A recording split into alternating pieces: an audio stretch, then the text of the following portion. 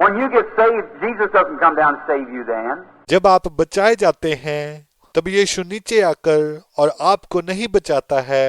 You've been saved ever since Jesus died, but you just accepted your salvation. यीशु के मरने के बाद से लेकर आप बचाए गए हैं, लेकिन आपने बस अभी अपने उद्धार को स्वीकार किया है। It'll never do you any good unless you accept it. That's right. जब तक आप इसे स्वीकार नहीं करेंगे, इससे आपका कोई भला नहीं होगा। ये सही बात है। But when he died, he took away every sin of the world. As far as God is concerned, he can't see sin because the blood of Christ got it covered.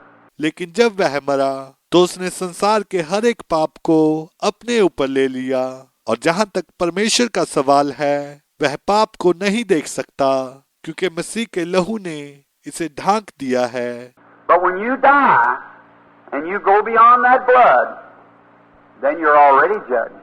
लेकिन जब आप मर जाते हैं और आप उस लहू के उस पार चले जाते हैं, तो आपका पहले ही न्याय हुआ है। Because God's done said, the day you there, that day you die. So if you didn't accept the blood of Christ, you didn't accept your salvation from Christ, then you're just gone. That's all. क्योंकि परमेश्वर ने कहा है, जिस दिन तुम इसे खाओगे उसी दिन तुम मर जाओगे। इसलिए यदि आपने मसीह के लहू को स्वीकार नहीं किया, आपने मसीह से अपने उद्धार को स्वीकार नहीं किया, तब आप खत्म हुए हैं। बस ऐसा ही है। If you did, then you're saved, and that settles it. यदि आपने ऐसा किया तो आप बच गए हैं और इससे बात खत्म हो जाती है।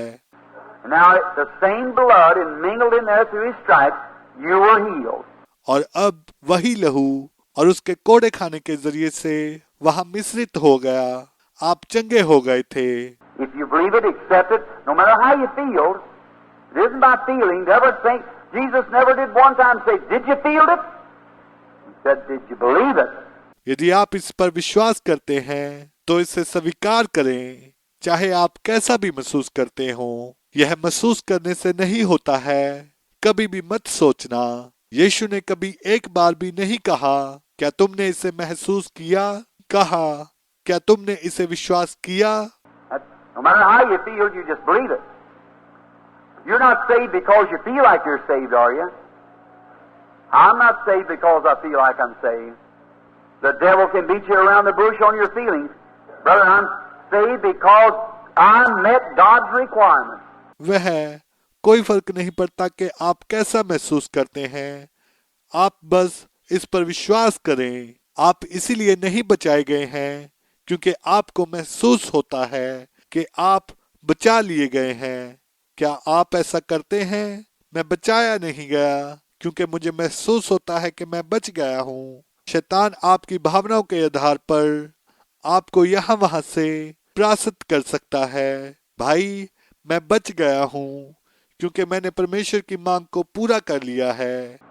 That's why I'm saved. Let me see him beat me around that. That's what God said. My feelings, that has nothing to do with it. इसलिए मैं बच गया हूँ। मुझे उसे यहाँ वहां परास्त करते हुए देखने दो। परमेश्वर ने यही कहा। मेरी भावनाओं का इससे कोई लेना देना नहीं है। But the Bible said I'm saved, and I met that requirement, and that's the reason I know I'm saved. Of course, there is a feeling that goes with it, but not the feeling alone. It's the Bible said so. That's the reason. लेकिन Bible ने कहा कि मैं बचाया गया हूँ और मैंने उस मांग को पूरा किया, और यही कारण है कि मैं जानता हूँ कि मैं बचाया गया हूँ। अवश्य ही वहाँ एक भावना है जो इसके साथ जाती है, लेकिन केवल भावना ही नहीं होती, ऐसा बाइबल कहता है। यही कारण है।